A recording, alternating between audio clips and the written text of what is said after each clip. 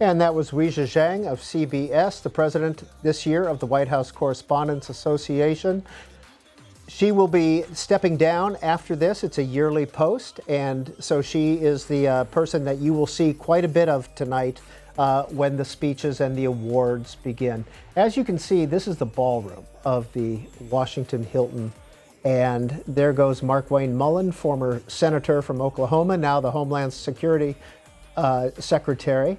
And there are, believe it or not, there are tables in between all those people that you see, and there are 10 chairs at each table, and people are just packed in there. It's a fun environment, but if you don't like crowds, it would be a tough place to be. The dinner should begin in just a minute. You can see up there on the stage the Marine Corps, the president's own band beginning to play, welcoming music, and they will have a part in tonight's festivities as well.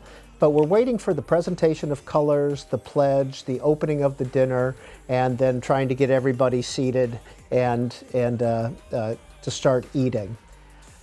In the meantime, we're going to continue to hear your voices. And this is Dave in West Bloomfield, Michigan. Hi, Dave. Hi, good evening. Thank you for taking my call. I just want to say the White House Correspondents Dinner is a fabulous event. I've been watching it for a long time. And I think President Trump has been disgraceful on how he has treated the press. It's like his lips are moving, he's lying. I think he's an authoritarian threat to our freedom of the press and free speech. Are you going to be watching? Will you watch his speech tonight? I positively will be watching the whole thing. I try to give everybody the benefit of the doubt, but he's a tough one. Right. But thanks again for taking my call. Thanks, Dave, in West Bloomfield, Michigan. This is Jake in Kissimmee, Florida, Republican. Hi, Jake. Jake, you with us? Good evening. Yes, I'm here. Hi. Please go ahead. Just saying, so looking forward to seeing President Trump attend the dinner. And while he's not a journalist, I believe he, for so many millions of us, embodies many of the principles of journalism: courage, dedication, and relentless pursuit of the truth in the face of adversity. So I just think it's fitting, appropriate that he'll be at the dinner.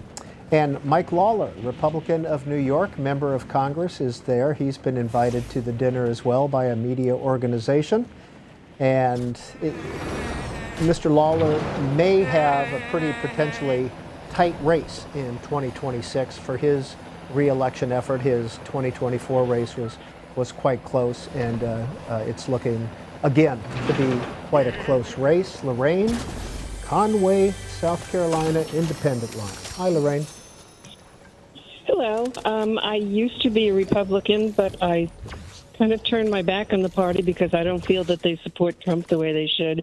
They're just a step above the Democrats. There's too much corruption in Congress, too much insider trading. I think Trump is the only hope for this country. I have 5 grandsons. I want to see them be able to have jobs, to be able to buy homes and raise a family. And I have one who's in the Army, and he's very proud to serve for President Trump. Thank you, Lorraine. In Conway, South Carolina, Treasury Secretary Andy Besant is there in the center of the screen, as we learned, and with Stephen Miller. We learned that Secretary Besant was invited by the New York Post to sit with them at their table. I do not know who Stephen Miller is sitting with. It could be the same, but don't know. We didn't find that information out. Next call is Ross in Portland, Maine, Democrat. Hi. Hi, good evening. Thank you for taking my call. This is Ross from Portland, a very proud Democrat, and quite frankly, disgraced by how Donald Trump treats the press, by calling them fake news, by not taking women's calls. It is a disgrace we have going on in this country. So, Ross, that all said, will you watch the speech? 100%. I like one of your earlier callers, I heard Michael McConnell earlier today say he hoped he'd be self-deprecating, but the reality is he cannot take a punch. And it's sad, but I've been watching since I was probably in my teens, and I'm 66 years old, and I look forward to this evening every year. And it's disgraceful that he hasn't done it. This is the first time In his 2 presidencies, he's done it, and I'm up to see. I'm keeping an open mind, put you that way. How about that? Thank you, sir. There is Director of National Intelligence Tulsi Gabbard on your right in the black dress, and Erica Kirk. that is Erica Kirk, who is also at the dinner this evening. The blonde. Steve, Houston, Texas. The blonde. Steve, you with us? Good afternoon. I'm excited to hear what President Trump has to say tonight at the Correspondents' Dinner. I am 61, almost 62 years old. I have been voting since I was 18 years old. And I can say that I have never voted for a Democrat. Even if there was one person on the ballot that was a Democrat, I would never vote for them. I am a combat veteran, and I'm excited to hear what President Trump has to say tonight. Okay. Hey, Steve, since you're calling from Texas very quickly, you voting for Ken Paxton or John Cornyn in the Senate down there? John Cornyn. Thank you, sir, for calling in. We appreciate it. Well, we've learned that the travel pool has arrived. That is the pool of reporters that travel with the president, come rain or come shine, 24/7, wherever the president goes. And this again goes back to 1981 and the Reagan shooting when they did not have the press, the traveling press there. And they have arrived. So that means that the president has arrived as well. The pomp and circumstance opening of the dinner should begin in just a few minutes. And we're looking at live pictures from the Washington Hilton Ballroom. Seating capacity 2,000, but I'll bet you there's 5,000 people in there. Skip, Waldorf, Maryland, independent line. Go ahead, Skip. Yeah, thank you for taking my call. As a Navy veteran and a former member of the Fourth Estate, I've seen this event many, many times. I've actually attended it as a working journalist. And I'm hoping tonight that my colleagues do not wear these pins, because journalists are not supposed to be part of the story. Now, yes, I am offended by the remarks that President Trump has made towards members of the media. I think it's very small of a person that does things like that. And I think that we should, as journalists, rise above that and not, wear these types of pins. We are not supposed to be part of the story.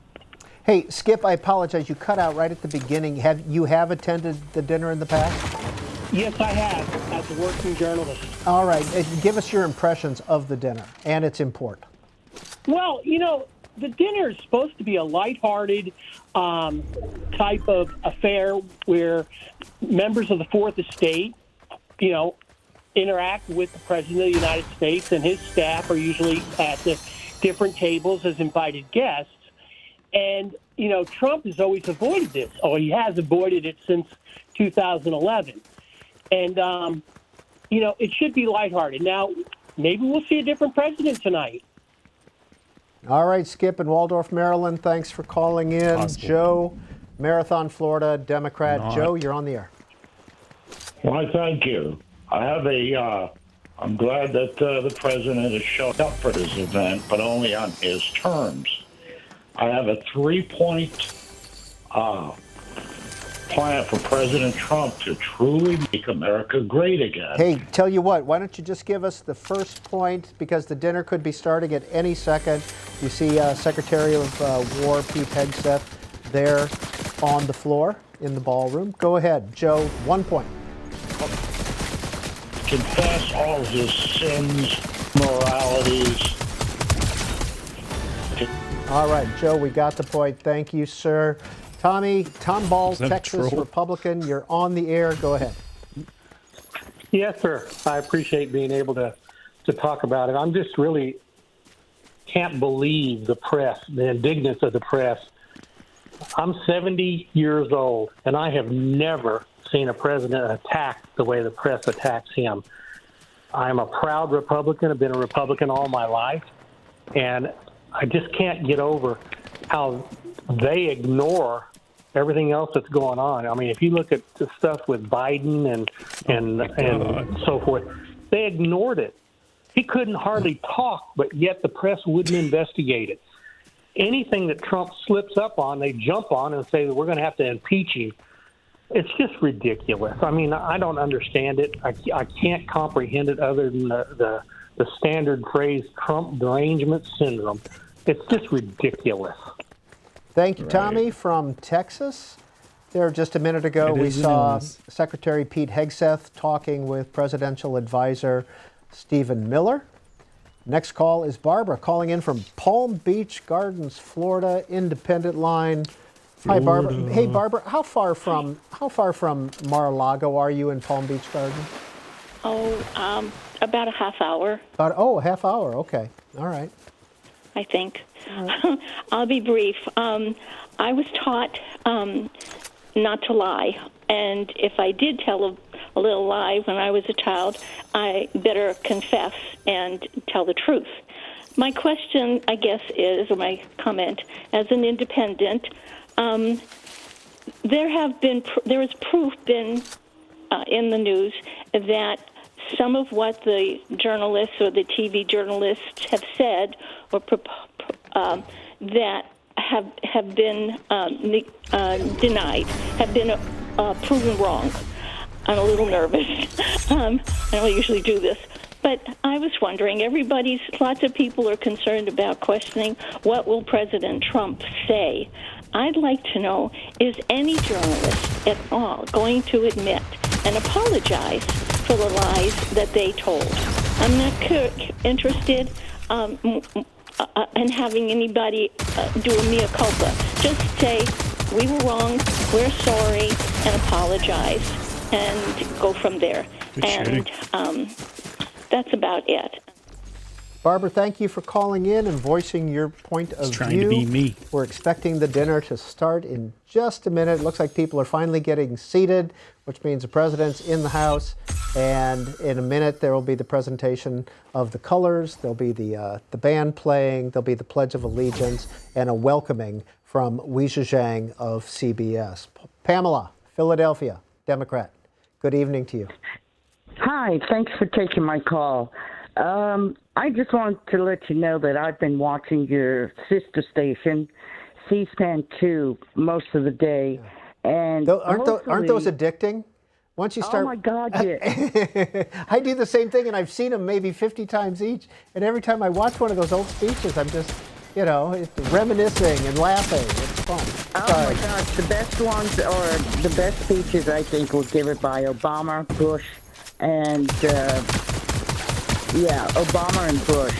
Those were the best. Yeah, they were really quite good, weren't they? They were really quite good. Oh my gosh, yes. Yeah. They were funny, but yet at the end, these gentlemen had the dignity to say, they preserved the First Amendment, freedom of the press, and I'm hoping that Mr. Trump will do the same. Even though he has a hate relationship with the press, that he will at least acknowledge that this is their job. I mean, they go into these war zones and they put their lives on the line, just like our soldiers. All right, Pamela, so, you know what? Next time we air some of those archival White House Correspondents' Dinner speeches, you and I will make some popcorn. We'll sit there on the couch and laugh together. Thank you for calling in. I couldn't agree with you more on them. Well, it looks like the festivities are due to begin here shortly. Let's stop in and see what's going on. They're introducing the head table, and there's Carolyn Levitt, the White House press secretary.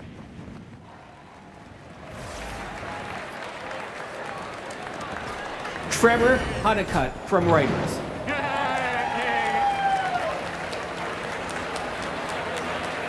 Courtney Subramanian from Bloomberg News.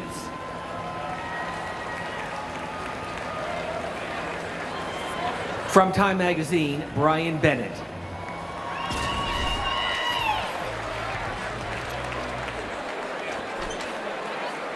And join us in welcoming the president of the White House Correspondents Association from CBS News, Wei Zhejiang.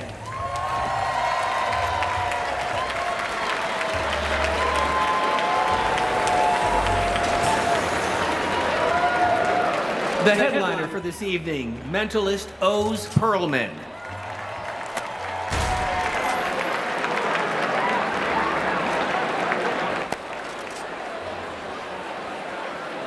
And now please welcome the Vice President of the United States, J.D. Vance.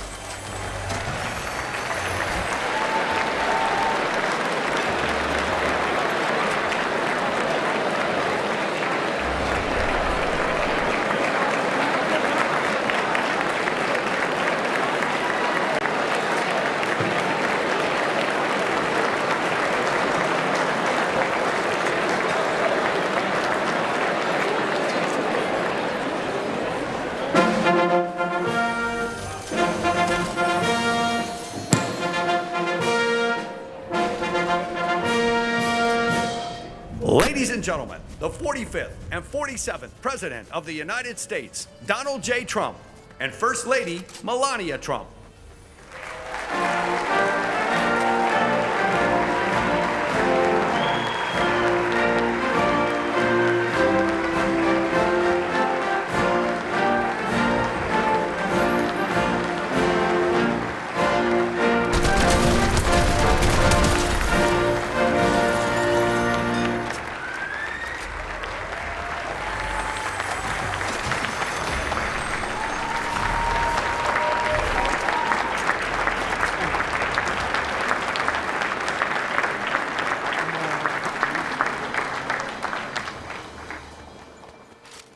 Ladies and gentlemen, please rise for the nation's colors presented by the Joint Armed Forces Color Guard, and please remain standing for our national anthem performed by the U.S. Marine Band.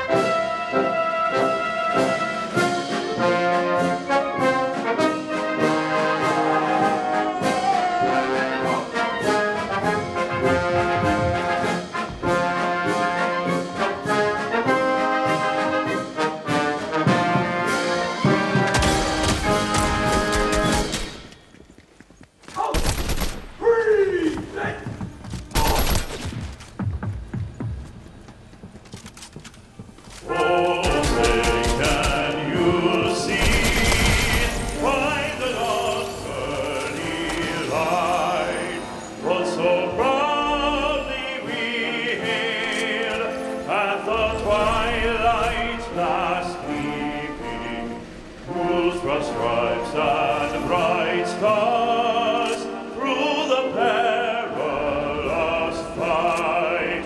For the ramparts we watched were so gallantly streaming, and the rockets regular, the bombs bursting in air, gave proof through the night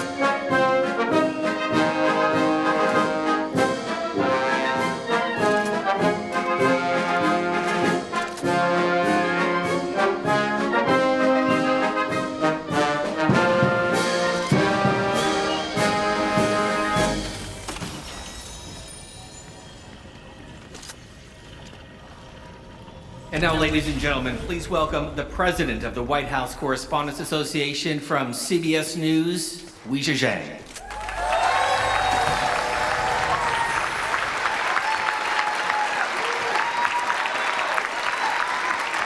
Welcome. Welcome to the 2026 White House Correspondents Dinner. Thank you to the President's own Marine Corps Band, led by Drum Major Master Gunnery Sergeant Stephen Williams and vocalist Master Gunnery Sergeant Kevin Benier.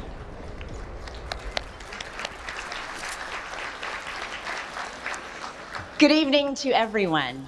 President Trump, Madam First Lady, on behalf of the White House Correspondents Association, thank you for being here.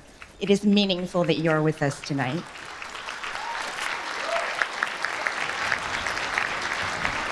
And White House Press Secretary Caroline Leavitt, thank you for everything you and your team does to work with us every day, whether you like it or not. I'm biased, but covering the White House is the best assignment in all of journalism.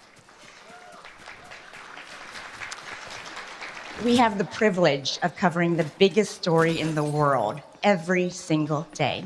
The speed is exhilarating, demanding, and it offers a critical public service. Strong journalism benefits the entire country. Tonight, we will celebrate the exceptional work you have done and toast a group of promising students who want to follow your lead. Of course, at the heart of both of those things is the importance of the First Amendment. I want to take a moment to recognize some important people who helped me tackle this job and who helped make this night possible. First, to the members of the White House Correspondents Association, thank you. Thank you for this opportunity to lead. It is an honor and a privilege. Thank you to my advisor in this role, Kelly O'Donnell of NBC News. And to the other past WHCA presidents who have helped me navigate challenges. To my CBS News bosses, Tom Sobrowski, Barry Weiss, Mark Lima, thank you. Thank you for your leadership and support. To the relentless CBS News team, especially the White House unit, I am grateful to call you not just colleagues, but friends. And thanks to the mentors and other friends who have kept me balanced this year and always. And of course, to my family. In a world full of chaos, you are my calm, and I love you. We have a big night ahead, and we're gonna get started now. So enjoy your dinner, and we'll be back. Thank you.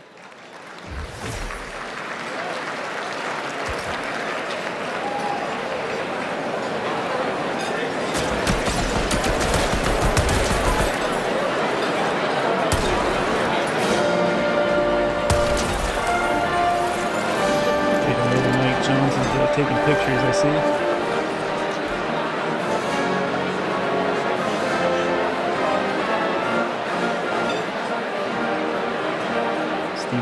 And now the guests at the White House Correspondents' Dinner will eat.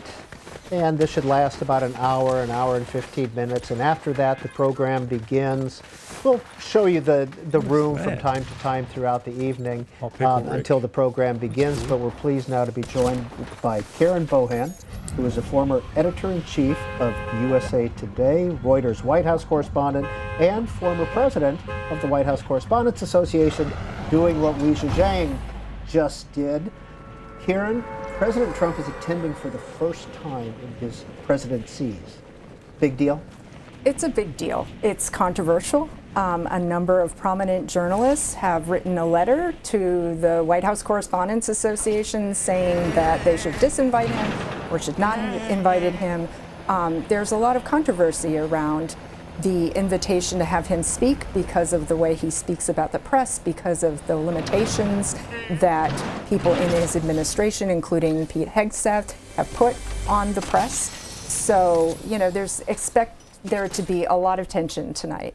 Mike Dubke, former White House communications director during the first term. Why didn't the president attend in his first term? In his first term, I think the president didn't attend because for many of the reasons that you mentioned, that he felt like this was not the place where he wanted to be in his first term, and he didn't want his staff. If you remember in 2017, it wasn't just that the president wasn't there. There was no cabinet secretaries. There was no White House staff. And that was his directive? And that was his directive. So none of us went to the dinner, but it was, I think it was part of this, mantra of fake news. And that why would we be, he didn't feel welcomed, number one. And then why would we show a light on this particular dinner when they haven't been welcoming to us? I think that would probably be the main gist. Did you and do you agree with his assessment? No, I was. In fact, I was saying in the green room before we came out here. I think I always have been one to face these things head on, and the president generally is too. I mean, Donald Trump is not a shrinking violet, but I would have liked to have him engage. I thought that would be a better place to be. He decided not to. One of the things that presidents do in this dinner is use self-deprecating humor. Mm-hmm. We want to show you just a little video of past dinners and then get your assessment of whether Donald Trump will do the same thing.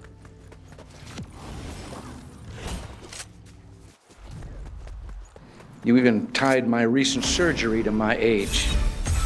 Well, I got to be honest with you. I had that same operation when I was young.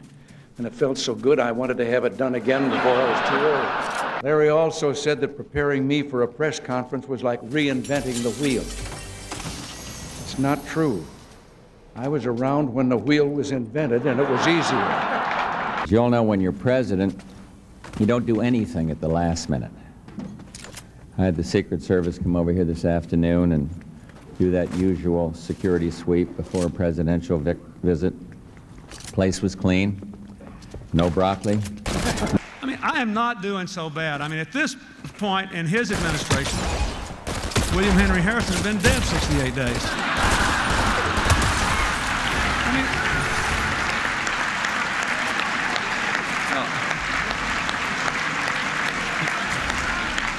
I mean, my stimulus package lived longer than that.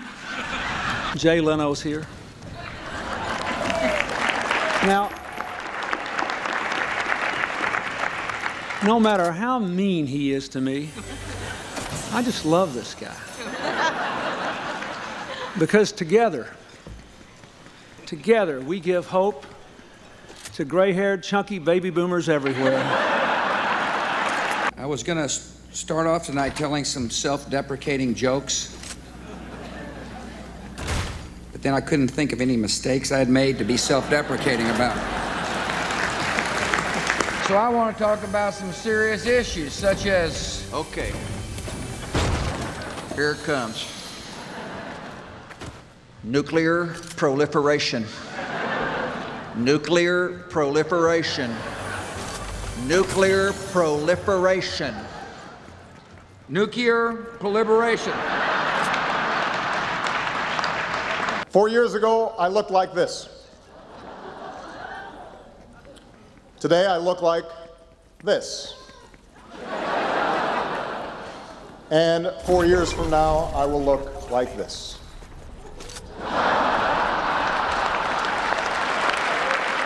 These days, I look in the mirror and I have to admit, I'm not the strapping young Muslim socialist that I used to be. I'm really excited to be here tonight with the only group of Americans with a lower approval rating than I have.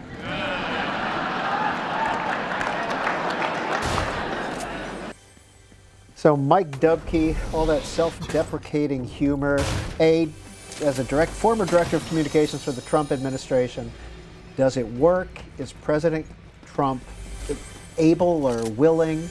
So, first of all, as any comms person in any administration, having to write humor for your boss is like the hardest, worst possible job one could have. So generally what they do is they farm it out. So you'll have a bunch of comedy writers. I've heard from some of my Democratic counterparts, they'll go to SNL writers and get jokes in. And I know Republicans do the same. So it's not an easy task, one.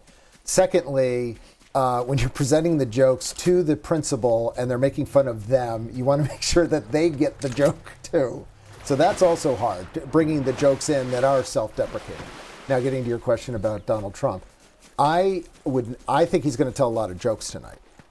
I just don't know that they're going to be about himself. So I think I'm very curious how he handles this at the dinner. Karen Bohan, the Trump administration currently has a 48% approval rating. There's some issues going on in our country and in the world. Can this dinner be used as a reset in any way? Does that work? Definitely not a reset. I mean, there is an audience for the dinner, a very big one. People are fascinated by it. I mean, I guess it could be a reset potentially in how he deals with the press, should he want to make it that. Traditionally at the dinner, the president gives his speech, is funny, makes fun of the other party, is self-deprecating at times, and the speech almost always closes with a tribute to the free press, and that is an olive branch. And so, arguably a different tone with the press could come out of this. Do I think it will? No. Okay, here's the argument on the other side, and we heard this on the red carpet from a lot of Trump administration officials. Hey, every reporter that's in there probably has his number on speed dial. And they can just call him directly, and he picks up the phone and he talks to them. Isn't that a free exchange? And every day he holds a news conference. Anytime he's in the Oval Office, here comes the press. Any question is welcome. I mean, that is a really interesting aspect of covering him, because the reporters who cover him, people, when I was editor-in-chief of USA Today, people would be like, oh my gosh, it must be so hard for your reporters to cover this administration because he insults the reporters. But, the thing that people don't think about is what reporters want more than anything else is access, and they get direct access to President Trump. And Weijia Zhang of CBS currently has direct access to President Trump. This is a live picture of the president and Ms. Zhang talking on the dais. When you write a speech for President Trump, where do you start?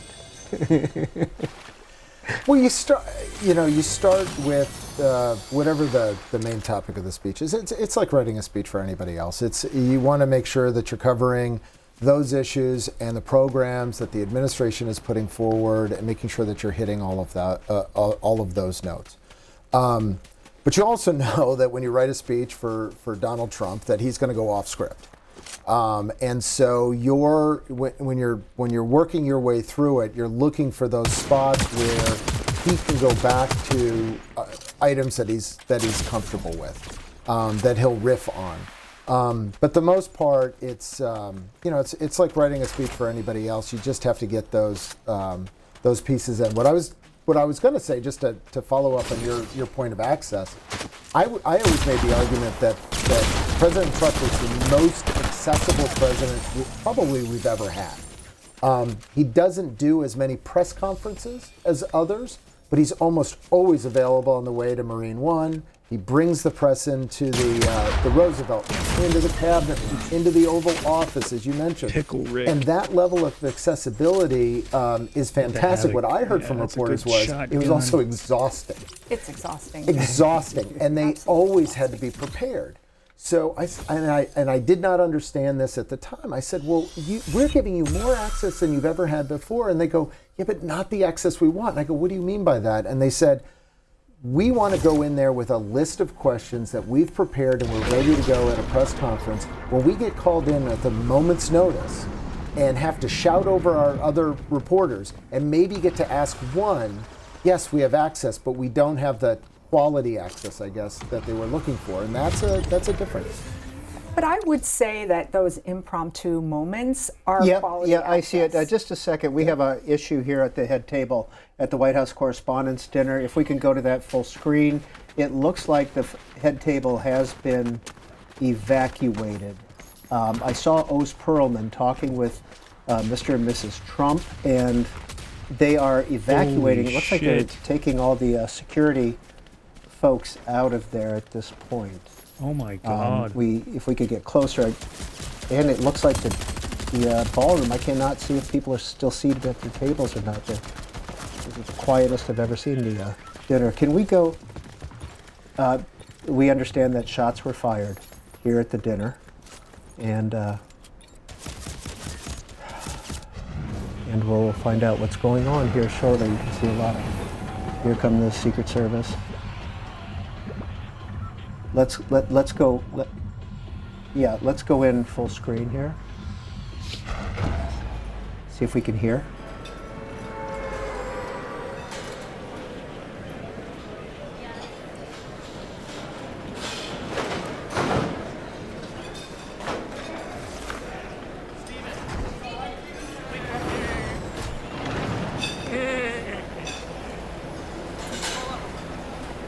Holy shit.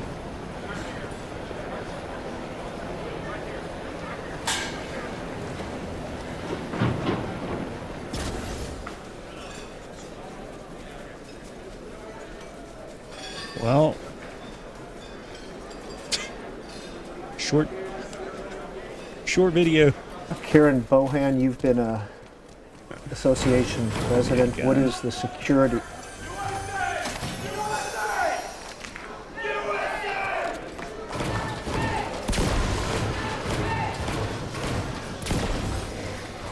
People seem to be walking out relatively calmly. They probably neutralized him, whoever it was. Karen Bohan, you were association president.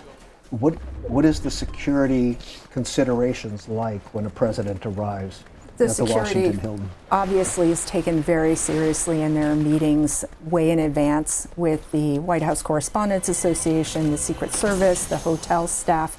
There is a lot of planning that is put into an event like this. You've got 2,600 people in that ballroom, not to mention all of the people in the hotel.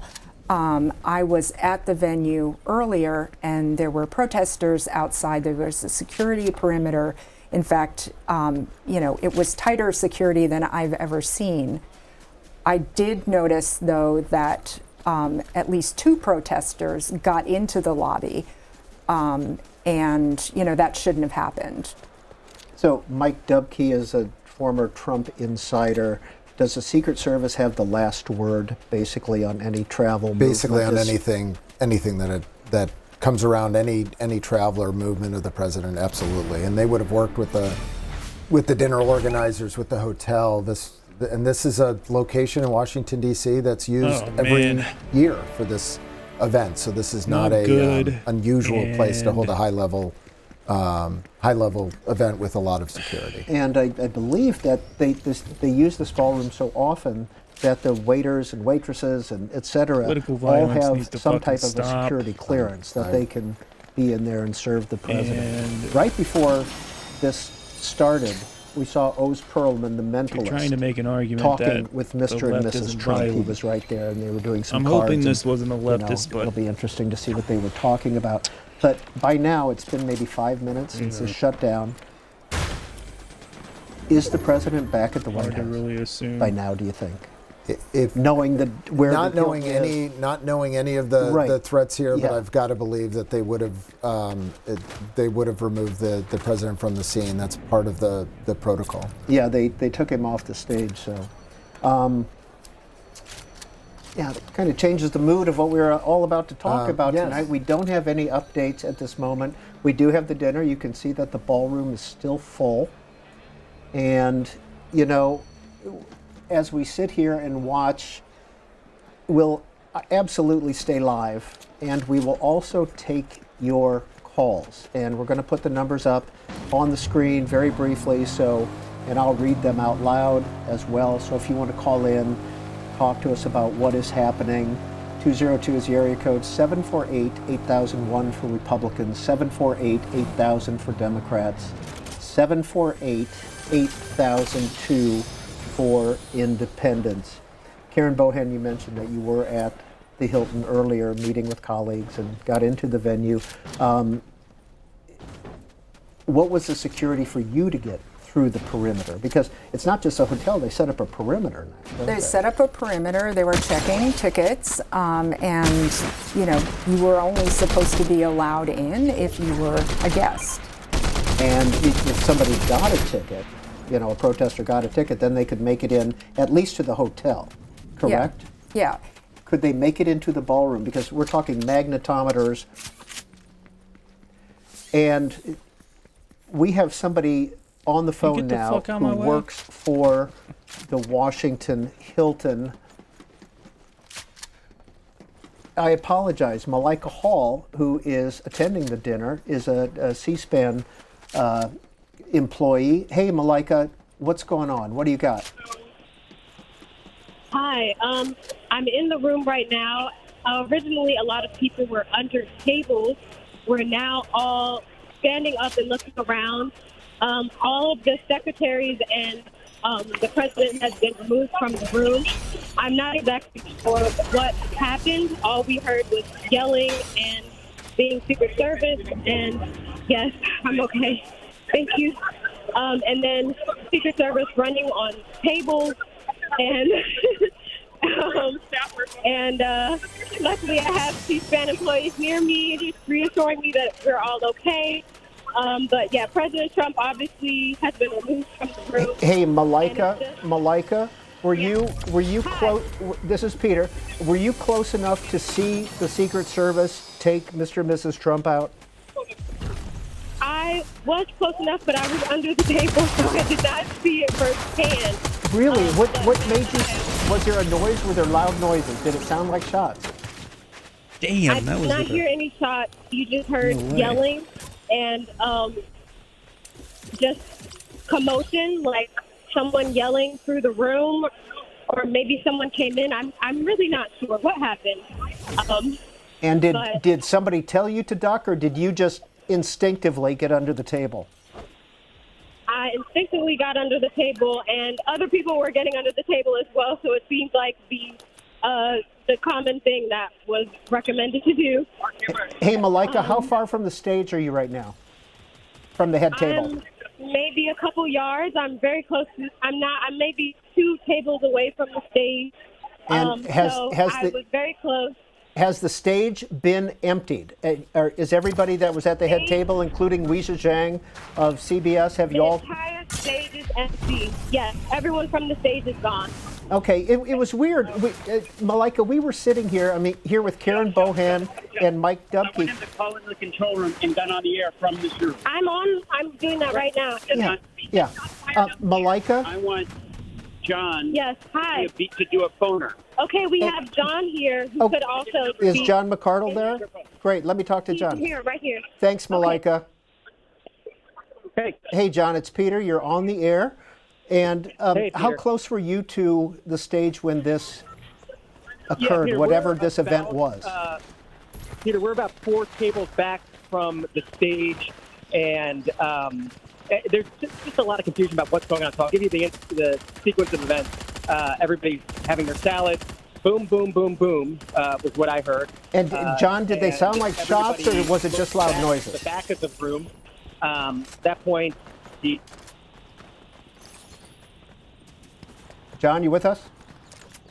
Darn, I can imagine all the self-service going on there. Karen Bohan, what did you hear in that conversation? We'll hopefully get John back. So obviously, the guests in that room were very afraid. It's unclear, what the loud noises were. But as I was saying, Peter, there was a breach of security to some degree because I did see some protesters. And did that strike you as odd that they were in the hotel? So not only were they in the hotel, but they were on the red carpet. There's an upstairs red carpet where guests can go and get their picture taken. And there were 2 protesters there that had signs saying, "Arrest Pete Hegseth," and they were yelling for an extended period of time. I was surprised that they weren't removed more quickly. And I was also surprised that they got in with those signs. Mike Dubke, give us some thoughts on what frankly, we've been talking it's about here. given the level of security at any event in Washington D.C. and the individuals that were at this event, for the most part, I've got to believe that the majority of them go through magnetometers almost on a daily basis. Yeah. So to hear that there were protesters there for a long period of time, That is very surprising. But these events are generally locked down fairly tight, and people arrive hours early to get to their table, to get in line, and to get through. So again, all of this, especially in Washington, and not being outside in a place where you might have local police or others who aren't used to this. This is a very controlled situation. Yeah, and we can see that everybody's remaining in the ballroom. All the guests are remaining in the ballroom.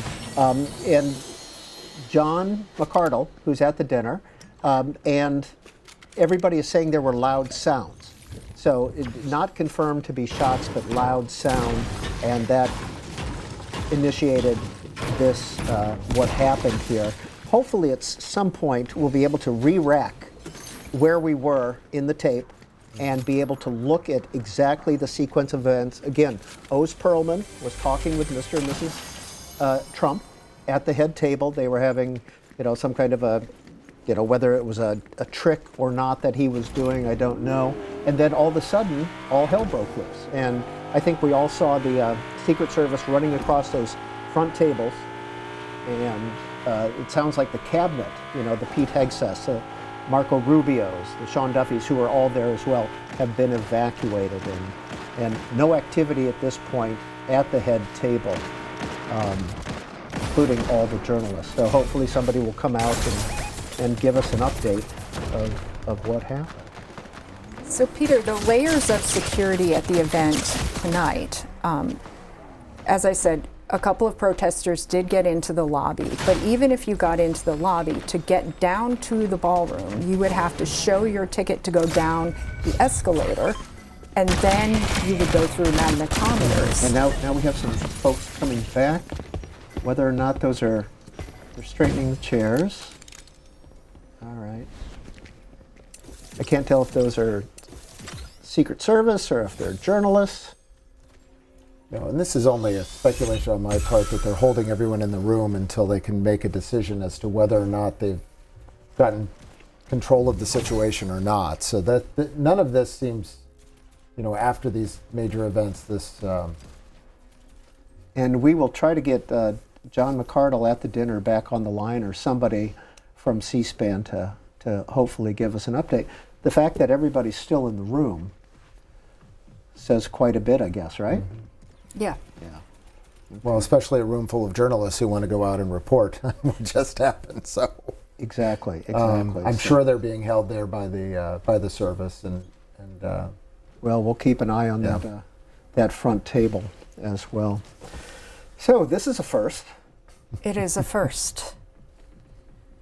Yeah, this is never happened before, I don't think, in the history of the dinner. It's no, not to my recollection, but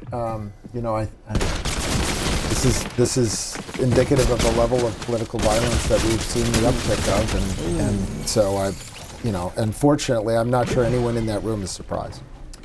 Hey, John McArdle, our C-SPAN colleague who was at the dinner, you are back on the line. John, you were going to walk us through the sequence of events. Go. Yeah, Peter, we were sitting here having dinner. They were serving a salad, and suddenly boom, boom, boom, boom, 4 is what I heard from the back of the room. Everybody immediately just trying to figure out what's going on. When I look back to the front of the room, the Secret Service and the long guns and the military off stage, President off the stage, the Vice President off the stage. Everybody's still trying to figure out what's going on. It seemed to me it came over my back left shoulder into the exit that's to the back of the room. At that point, all the cabinet secretaries start to get hustled out of the room. Various groups of Secret Service are shouting out for cabinet secretaries, asking them to raise their hands, or at least calling out them. I don't know if they're saying raise their hands. They're then sort of climbing through the tables and chairs. Most people are down beneath their seats, and they're pulling out individual cabinet secretaries and hustling them out of the room. Other dignitaries besides cabinet secretaries were hustled out as well. It was more like state delegations as well. But at this point, it's everybody just kind of trying to figure out what's going on. I don't want to add to the mix. I've heard different things about what could have happened outside.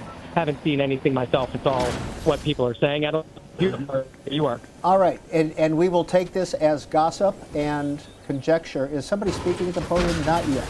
Somebody's up there, though. John, what are you hearing as conjecture? This is conjecture. I mean, that they're...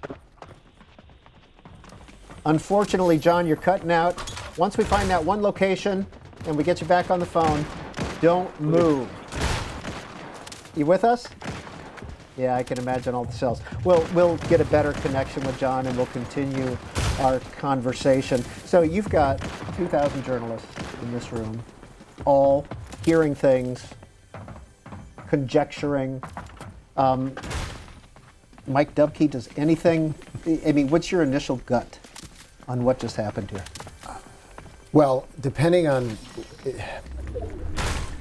I mean, again, it's all speculation, and it all revolves around the loud noises. I think if you were in a room and there were actual shots, that would have been a very distinctive noise. It could have been something outside of the room. He sounds, if what John was saying about the exit, it could have been somebody stopped before they got to the room. The interesting thing, I think, for your viewers on all of this is each one of the cabinet secretaries has their own security detail, as well as the Secret Service that's them to there. raise their hand. Well, but they're all in the room as well, I would imagine. And so, I mean, they generally have 2, 3, maybe 4 people that are with them, each cabinet secretary. So you had a lot of security in this room, given the number of cabinet secretaries that came to this event. And they're still up there on the stage. Can't tell if they're about to make an announcement. It looks like some attendees are back up there, so whether they're going to seat or not, I don't know.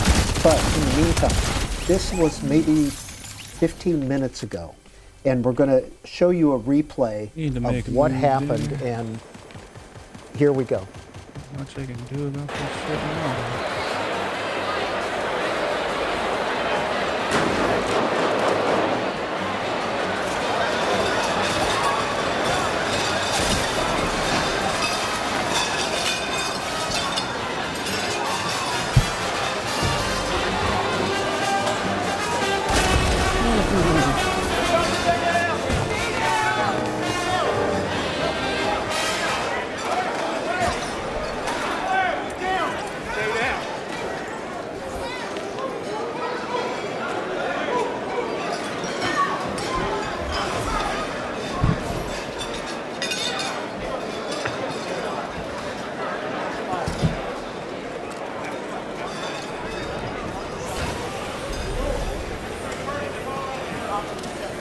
Karen Bohan, former editor-in-chief of USA Today. When you watch that, what do you see? So you see people on the head table taken by surprise, and the president whisked out of there very, very quickly. Did you hear those 4 loud noises? Yeah. I heard those too, didn't you? But the president and Li Zhejiang didn't seem to have a quick reaction to them. Well, I mean, you've been in a room with hundreds of people and the conversations that are happening, and you're having a personal conversation, most likely trying to lean in and hear the person speaking to you. And you know, your microphones are picking up noises. Again, it sounded distant, at least from the microphones. But that is not surprising that they wouldn't have heard a thing. Well, hey, Greta Bronner of C-SPAN is at the dinner, and she is on the line. First of all, Greta, what we're seeing on the scene right now is that all the attendees are filing out. Is that correct?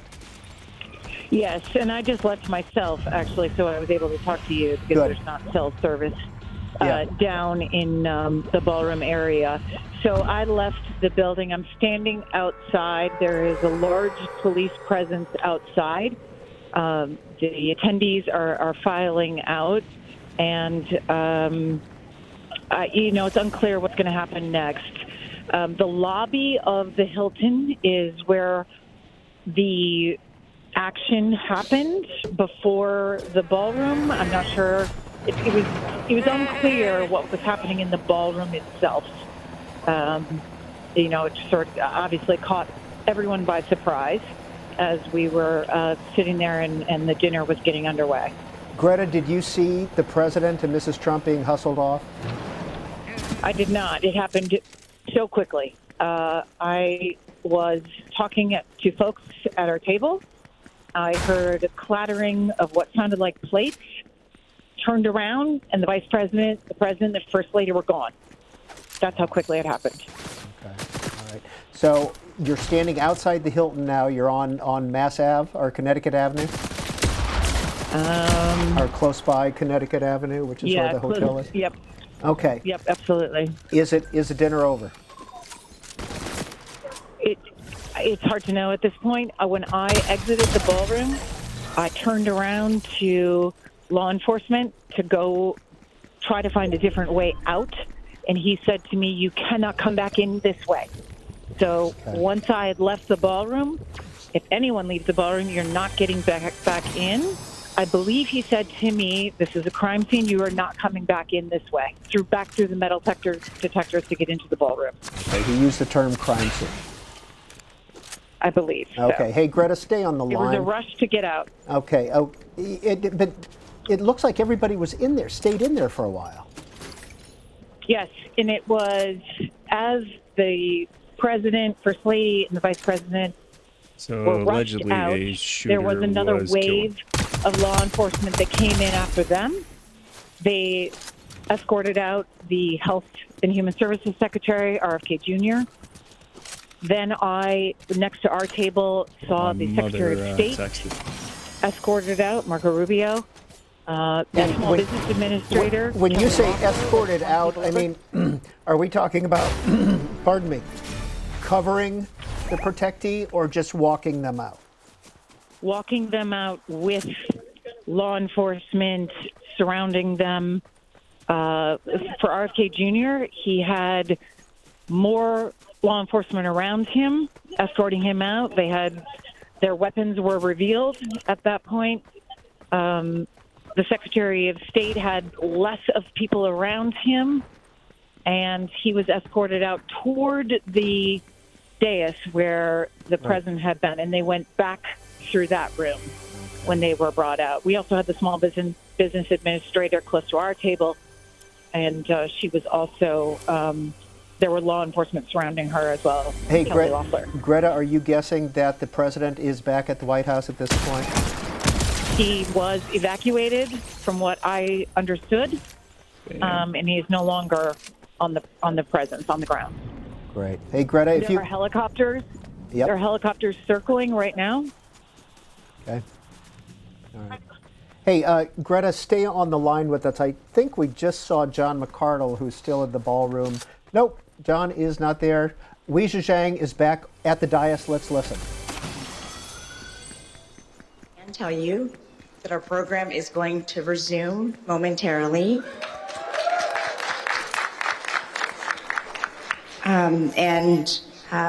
We will have more details to share also momentarily.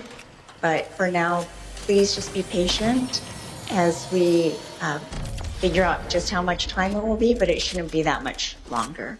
Thank you very much. Thank you.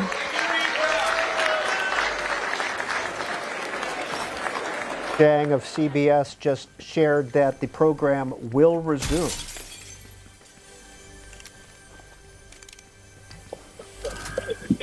Did we lose Greta? I think we lost Greta. Let's check in with John McCardle. Okay. Hey, Greta, are you still with us? Yes. Wei Zhang of CBS just said that the program will resume.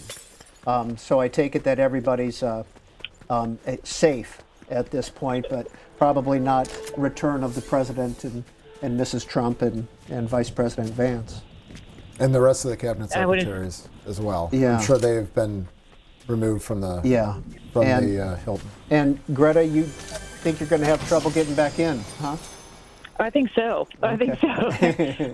The crowds are, they don't appear that they are at this end of the building where I'm at. Folks have left the building. It's a room for journalists, and as I'm talking to you, Peter, I hear a journalist saying, "I'm headed to the bureau." So folks have to do their job at the same time when you have in a historical moment like this. Okay. Hey, if you don't mind just staying on the line, just so we have that connection to the Washington Hilton until we get John on camera, we'd appreciate it. Thank you very much.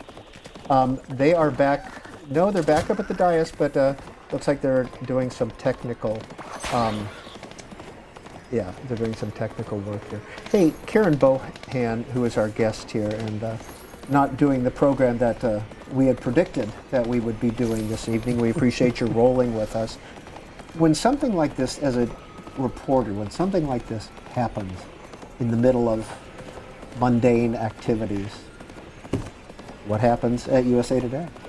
So for any reporter in that room, whether they're USA Today or the Washington Post, they're thinking, how can I file a story on this? How can I get information out? And it has to be very frustrating because not only do they not know what's going on, but as we talked about earlier, cell service is terrible in that ballroom. It's awful.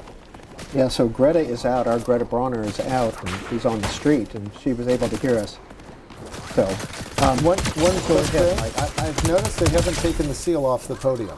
That is unusual. If the president, and they are measuring the teleprompters. And what does that tell you, Mike Duffy? It tells me the president might actually be coming back. Really? I would be incredibly surprised if that happened, but generally you would take the seal off the podium and you would not be measuring your teleprompter distance. So that was an interesting. Hey, John McCardle, shot. I don't know if you heard Mike Dubke saying that, but the seal is still on the podium and they're measuring the teleprompter. Is the president coming back? So we're told that the program is going to continue. I don't know if you heard Wei Zhang. We did. She made that announcement. You're right, the seal is still on the podium. Just a few minutes ago, probably about 10 minutes at this point, they were trying to get all the reporters to leave out of the door behind me. I don't know if you saw the shot, and many of the reporters did. But as that was happening, one of the members of the White House Correspondents Association came out and said that the dinner is going to continue. And then you heard Wei Zhang saying that everybody obviously wants more information. She'll have some more information, but they're getting a signal now that it seems like the program is going to continue, Peter. John, you're still in the ballroom, correct? I am. How full is it at this point? It's still pretty cool, Peter. I would say the part of the room that emptied out was the room part of the room that was closest to that entrance that they opened and was telling everybody to leave. So all those tables are empty behind me. But if you switch this camera around, everybody is still at the tables to the center and on the left side of the ball. How much, not damage or destruction, but how much did the Secret Service leaping over those tables disrupt the setup? Yeah, I don't know if you saw that, Peter. They were coming through, knocking chairs out of the way. John, they weren't real concerned about tables or glasses, obviously. But there was a decent amount of tables and chairs that had been flipped. I only saw one person who was being carried out who seemed to have some sort of leg issue. I don't know if that happened with the Secret Service member leaping over them or leaping on them. But one person was injured leaving, and they were escorted out by a Secret Service member with a gun. Terrific. Hey, CNN is reporting that a shooter is in custody at the Correspondents' Dinner. Greta, have you seen any activity outside? You mentioned a large police presence.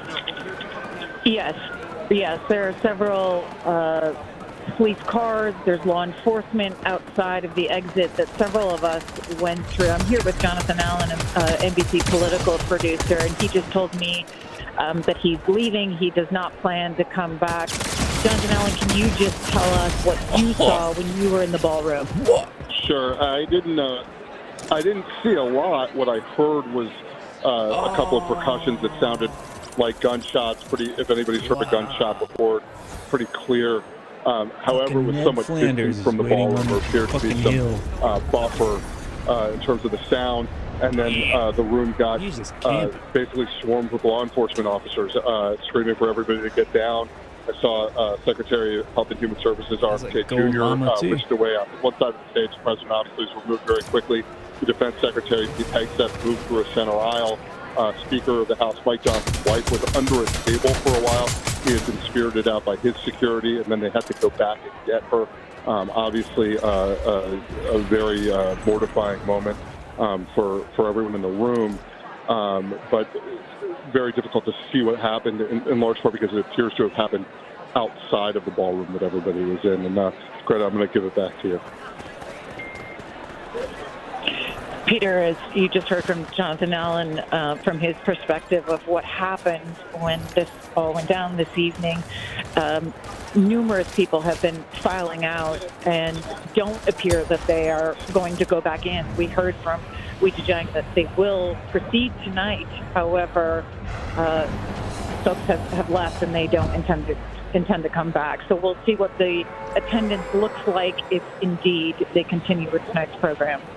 Greta, thank you. Stay on the line. Mike Dubke, you called it sounds like, when you talked about the measuring of the teleprompter and the seal, because it sounds like the president may be coming back. I am going to be highly surprised if the president comes back, but, just as he performed in Butler, this president seizes a moment, but that seal being still there and the measurement, that is very typical of getting ready for a presidential address and a speech. But generally, you'd see, and it was interesting, you watched, the president was taken out, and then the cabinet secretaries, and then there is a hierarchy in Washington when it comes to emergencies such as this. And you also heard, the service protects the principles, and sometimes spouses get left behind, and it's a terrible, terrible thing that happened. But the security performed the way they needed to. And Greta, we will continue to check in with you if you find anything else outside of the Washington Hilton. But let's check in with John McCardle. John is still in the ballroom. John, you're on the phone with us, correct? I can hear you. All right. What do you got for us? Peter, so we've turned our camera around 180 degrees. Before you were looking at me towards the emptier side of the room. You can see behind me that most of the room, most of the reporters and the folks here are still waiting around. Did I kill the folks sitting in the door when the Secret Service initially came in and said, John, everybody out. Everybody out. Yeah, Peter. John, just keep your head still because you break up every time you turn your head. So just look at the camera, okay, and just talk to us. So, Peter, behind the stage, obviously, so this side of the stage, from what you're, as you said, they haven't taken the president's plaque off the podium, and there's been some movement on stage. There's been no movement, I'll say, at the dinner tables. There have been some of the wait staff that has come out and removed the salad course. I don't know if that means they're going to continue serving with the course, but if they're doing that, it's maybe a sign that they plan to continue with the dinner, and we're just watching what happens here. Okay. Karen Bohan, listening to all of this, I mean, what would you be doing as a journalist right now if you were caught in that room, or would you have gone to the bureau, gone out of the room? So I would have stayed in the room because, in the room is where you're going to get probably more facts and find out what happened. One of the things that a lot of journalists are doing is, I'm sure, talking to people who might have been in other parts of the hotel where they might have seen something happen, because the noises that we heard were muffled, and figuring out exactly where they came from. Yeah, and again, I'm looking at the CNN banner saying that Trump is safe after shooter in custody at Correspondents Dinner is what CNN is reporting. I haven't seen any further news beyond that, but it was maybe 45 minutes ago now that the dinner was just getting started. They were, as we know, getting their salads. Oz Perlman, the mentalist, was talking with Mr. and Mrs. Trump on the podium. Let's watch what happened again.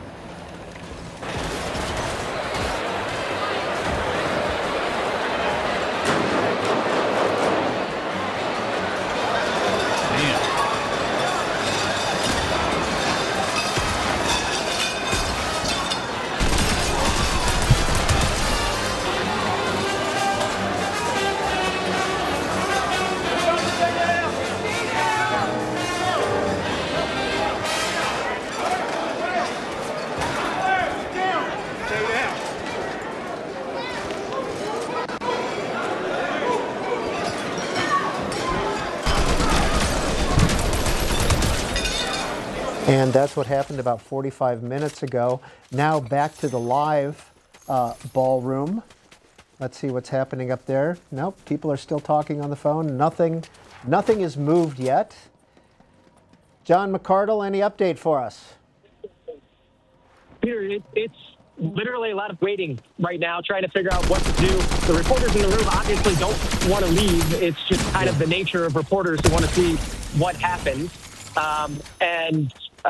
It's a lot of checking phones, checking in with family members, people asking if they're okay, people asking if other people have information. But like I said, there's also people popping some of the bottles of wine that hadn't been opened yet. I think people trying to relax after an obviously stressful time just about 45 minutes ago. John, first of all, have you called Laura? Have you contacted your wife to let her know you're okay? And B, yes, Peter, thank you. And how stressful was that for you? I mean, how much stress did you feel? Did you have a fight or flight response? No, it's what the heck is going on? We were talking about it afterwards. I thought a table got tipped over at first. It wasn't a distinct pop, pop, pop, pop. It was more of a bang, bang, bang, bang. I don't know if that makes sense, but it wasn't what I expected. What a bullet sound would sound like. But apparently, it happened through the doors and upstairs. So maybe that's part of the muffling from what we heard in the room, which is why everyone's reaction was, I think, a little bit slower. Of was that what we thought it was? Hey, yeah, John, people talk to that. Greta told us that this happened in the lobby of the Washington Hilton Hotel, and the ballroom is like 2 levels down, 1 level down. Yeah, it's about 2 stairwells down. You come into the lobby. You saw where our red carpet coverage was, Peter. That same floor is the lobby area. You go past where the red carpet was. You take a left. You go through magnetometers, dogs, I would assume bomb-sniffing dogs, that sort of thing. We had to go through all of that in the lobby, and then you go down 2 levels, and that's the height of this room that you can see to get to where we are, which is why cell service isn't great down here. But if this happens... And, of course, right there he cuts out. Right after he mentions cell service is not good, we're going to have to move you a little bit, John, or get you somewhere so we can have that good coverage, but we appreciate your time. Now, Fox has reported that the president is returning to the dinner. Mike Dubke, does that surprise you, knowing President Trump? It does not surprise me, knowing President Trump.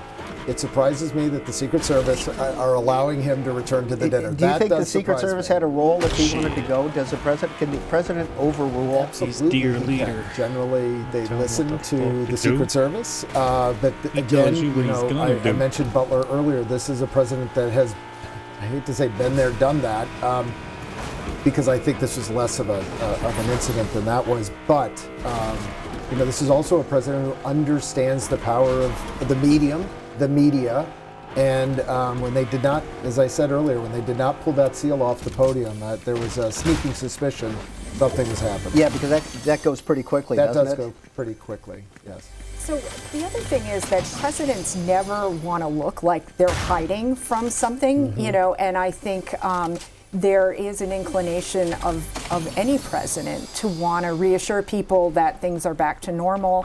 The Secret Service, often, would put their foot down and say that, no, your safety is more important, but presidents do overrule Secret Service. 9/11 obviously very different, but there was a big debate, as to where President Bush should go, because he was out of Washington when that attack happened. And if the people in charge of security had their way, there would be no risk taking at all. You would just remove the president. But presidents don't want to be seen as being in hiding at a moment like this. One interesting addition to this that I might give is that my guess is the Secret Service feels that they are comfortable knowing what the incident was and what happened, because if there still was a threat within the building, there is no way. I don't care if the president said I'm going back. They would not. They would not allow that. So again, I am slightly surprised. The seal was a giveaway, but with this president, you know, this is part of his and this is part of his persona. And then to your point, no president wants to seem like they are hiding. All right. So Mike Dubke, Karen Bohan, he's got this speech. The speech has been written. The speech has been loaded into the teleprompter. It's got jokes. It's maybe got zingers. Is that the speech that's going to be delivered tonight? Parts of it. He's furiously, I think, figuring out what his ad libs are to this. I think he's probably thinking all of that through. You know, again, here's a president that speaks off the cuff very well. I think you're going to hear a lot. You're going to hear a lot more straight out of the mouth of Donald Trump than maybe you would have the canned jokes that he had prepared for the evening. Greta Bronner is outside the Washington Hilton Hotel on Connecticut Avenue in D.C. Greta, what do you got for us? Peter, I tried walking one direction after I had exited the building. I was told by law enforcement he was not allowed to allow anyone back that direction, which is toward the front of the Hilton. And he said, I'm not allowed to let you back in. And so I said, so if you leave, you're not going back in. And he said, I don't know, ma'am. I've just been told you cannot come this way. And as I said earlier, I've talked to many of the attendees who are standing outside. They were told to get out. Once the people had been ducking under tables and they came up, they said, you're safe now. You need to leave. And they escorted people out of the ballroom. And so many of the attendees are not planning to go back in. Well, we understand Fox is reporting, and our suspicions are that the president is returning to the Washington Hilton. I heard that. I heard CNN is reporting the same. You know, I can just tell you what I'm seeing from the outside. The helicopter that was circling seems to have left. The police force, though, is still here. I mean, there are ambulances and there are fire trucks and there are police vans, police cars. Are you in a position, Greta, to see the motorcade coming up Connecticut? I am not. Okay. All right. I'm not. I'm heading toward Connecticut While right you're now, out there, but I've been on the backside of the Washington. See if you can see and when the White coming House back. is now confirming that the president is coming back to the Washington Hilton. In. So there will be some type of a program this evening. John McCardle in the ballroom. John, you got an update for us? Peter, I'm hearing what you're hearing. Actually, what I had heard from some of the folks in the room is that the president didn't actually leave, that he does want to come back, and that he's still somewhere in a secure area. Here, again, that's part of what's happening in the room. I'm also joined by Jasmine Wright. C-SPAN viewers know Jasmine well. Jasmine, do you want to talk about what you know at this point and what you've heard? So what we know is that we were seated on the upper rim of the ball, and we heard a succession of pops. It sounded like we saw pops stick down to the ground, and after the shots let out, we looked at the and I saw my coach and he had to get an evacuated. So our whole second up, he quick timing. Secret Service moved to remove Jeff from the room, and then we saw them trying to basically climb over the space. Right. You know, if I gotta hear one more fucking cell phone. You know the cell phones suck. Why are you interviewing people? What was happening with got to some officials down in the booth here, and they said they actually didn't hear calls. And so it was a lot of commotion. I talked to one administration, so the first thing that they heard, they were seated close to the stage, was the sound of running. John, hold that microphone closer to Jasmine. But we saw the Secret Service agents climbing under the table, trying to remove the cabinet officials, the Secretary of HHS, Robert. This isn't worth it. They were trying to find him in the ballroom. This isn't working. Secretary of Defense. All these individual details.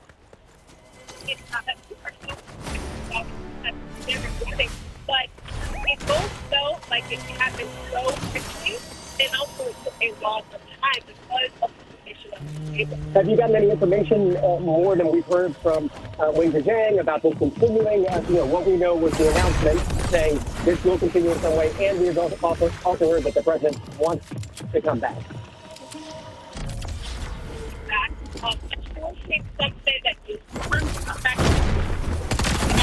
But obviously, I think the one administration official still left in the room today who said that whether or not he does come back, because of the service, they believe that he wants to come back because it's about the assassination attempt, and this was a moment where the president showed very well.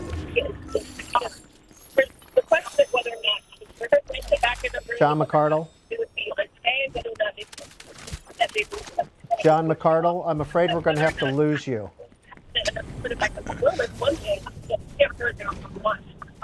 Peter, I just heard you. You're heading out. Hey, John, we're going to have to cut. I apologize. The audio on that was so difficult. There was so much good information, and we just could not hear you clearly enough. Fucking if you could suck, get a man. better location and keep Jasmine close by, we just cannot get that audio. And we really want to hear what you guys were talking about. Okay, now, I think Mike Dubke or Karen Bohan, you said that the president probably didn't even leave the hotel at this point, it sounds like, because if he's coming back, we got Greta out on Connecticut Avenue outside the Washington Hilton. Greta, any update for us?